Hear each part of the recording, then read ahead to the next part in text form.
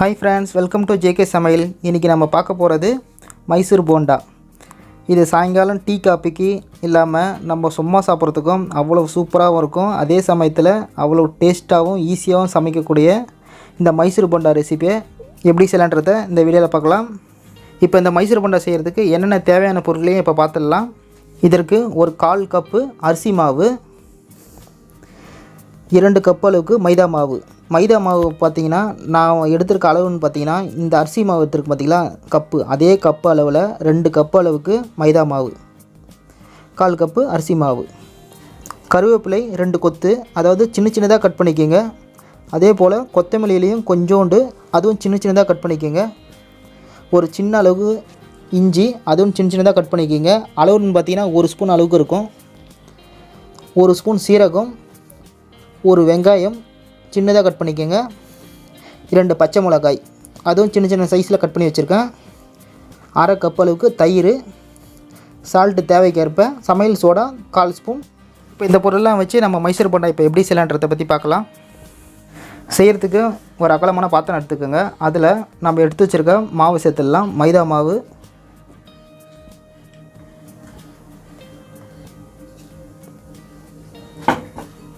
அரிசி மாவு, அடுத்தது சீரகம் 1 ஸ்பூன், அடுத்தது சமையல் சோடா 1/4 ஸ்பூன். இப்போ சால்ட்டு 1 ஸ்பூன். இப்போ இதை மிக்ஸ் பண்ணிவிடுங்க. மிக்ஸ் பண்ணதுக்கப்புறம் 1/2 கப்பு தயிரை சேர்த்துலுங்க. இப்போ தயிரையும் சேர்த்துட்டு மிக்ஸ் பண்ணுங்கள்.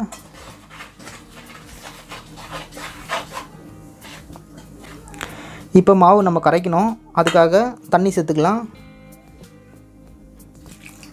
தண்ணி கொஞ்சமாக சேர்த்து கரைச்சி எடுத்துக்கோங்க, ரொம்ப தண்ணி ஆகிடக்கூடாது.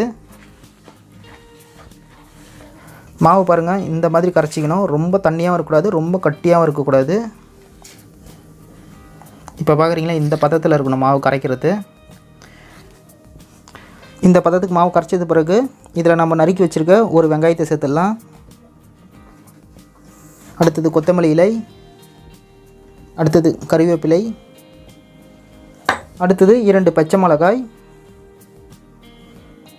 இதை கூட நம்ம பொடியை நறுக்கி வச்சுருக்க 1 ஸ்பூன் அளவுக்கு இஞ்சி. நம்ம எடுத்து வச்சுருக்க எல்லா பொருளையும் வந்து மாவில் சேர்த்துட்டோம். இப்போ மாவை நம்ம மிக்ஸ் பண்ணி கலக்கி எடுத்துட வேண்டியது தான்.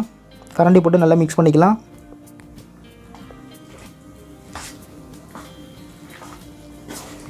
இது இன்ஸ்டண்ட்டாக செஞ்சிடலாங்க இந்த மைசூர் போண்டாவை. இதுக்கு செஞ்சுட்டு மாவு ஊற வைக்கணும் அப்படி கூட தேவையில்லை, உடனேவே நம்ம செஞ்சிடலாம்.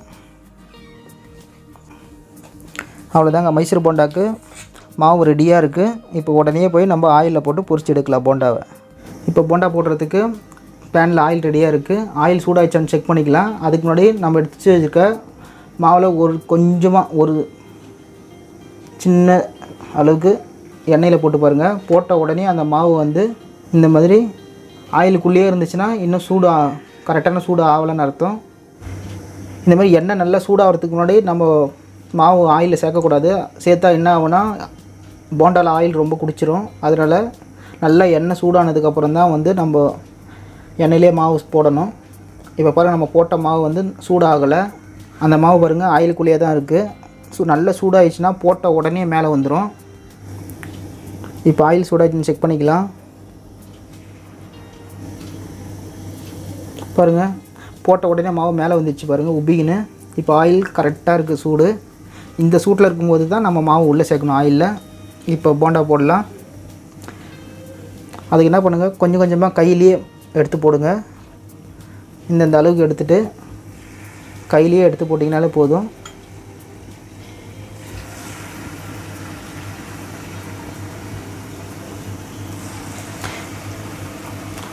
ஸ்டார்டிங்கில் போடும்போது மட்டும் ஆயில் நல்லா கொதிக்கணும். அதுக்கப்புறம் வந்து நடுவில் வெந்துட்டுருக்க நேரத்தில் வந்து ஸ்டவ்வை வந்து மீடியம் ஃப்ளேம்லேயே வச்சுக்கோங்க. அப்போ தான் வந்து உள்ளுக்குள்ளேயும் நல்லா வெந்திருக்கும். நம்ம ஃபுல்லாகவே வந்து ஹை ஃப்ளேம்லேயே வச்சு சமைக்க தேவையில்லை. இப்போ பொன்னிறமாக ஆகிற வரைக்கும் பொரியட்டும்.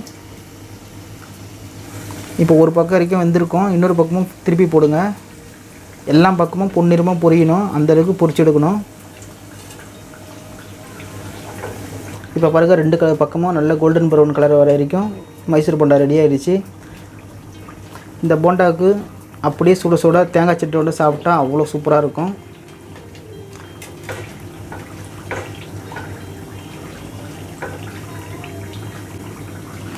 இப்போ வெளியே எடுத்துடலாம் ஆயிலிருந்து. இப்போ ஒரு பிளேட்டில் டிஷ்யூ பேப்பர் போட்டுருங்க.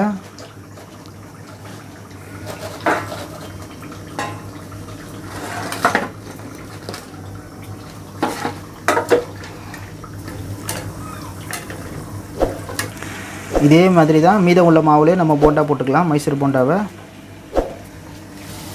அவ்வளோதாங்க, மைசூர் போண்டா ரெடி ஆகிடுச்சு. இந்த வீடியோ பிடிச்சிருந்தா இந்த வீடியோ லைக் பண்ணுங்கள், ஷேர் பண்ணுங்கள். நம்ம ஜேகே சமையல் சேனலை இதுவரைக்கும் நீங்கள் சப்ஸ்கிரைப் பண்ணலாம், மறக்காமல் சப்ஸ்கிரைப் பண்ணிவிட்டு கூட ஒரு பெல் பட்டனையும் ப்ரெஸ் பண்ணிங்கன்னா நம்மளோட ஒவ்வொரு அப்டேட்டும் நீங்கள் மிஸ் பண்ணாமல் பார்க்கலாம். மீண்டும் அடுத்த வீடியோவில் சந்திக்கலாம். தேங்க்ஸ் ஃபார் வாட்சிங்.